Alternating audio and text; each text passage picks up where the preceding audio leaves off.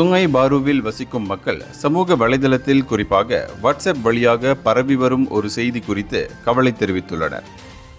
அந்த செய்தி இன்றைய வெளியேற்ற நடவடிக்கைக்கு முன்னால் சுங்கை பாரு குடியிருப்பாளர்கள் போல் நடித்து ஆர்ப்பாட்டம் செய்ய தனி நபர்களுக்கு 100 ரிங்கிட் உணவு பானங்கள் வழங்கப்படும் என்று தெரிவித்ததாக கூறப்படுகிறது.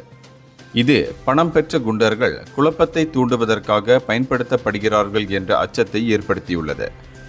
நீதிமன்ற மேல்முறையீட்டிற்காக காத்திருக்கும் உள்ளூர் மக்கள் வீடுகளை காலி செய்வதை வளர்ச்சி நிறுவனம் ஒத்திவைக்க மறுத்த போதிலும் தங்கள் உரிமைகளை சட்டப்படி பாதுகாப்போம் என்று கூறியுள்ளனர்.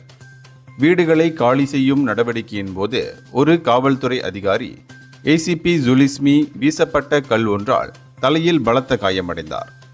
இந்த சம்பவம் மேலும் பதற்றத்தை அதிகரித்துள்ளது. அவரது தலையில் ஏற்பட்ட காயம் சமூக வலைதளங்களில் விரைவாக பரவி பலரின் கவனத்தை ஈர்த்துள்ளது. இந்தியர்களின் இதய குரல் மக்களோசை.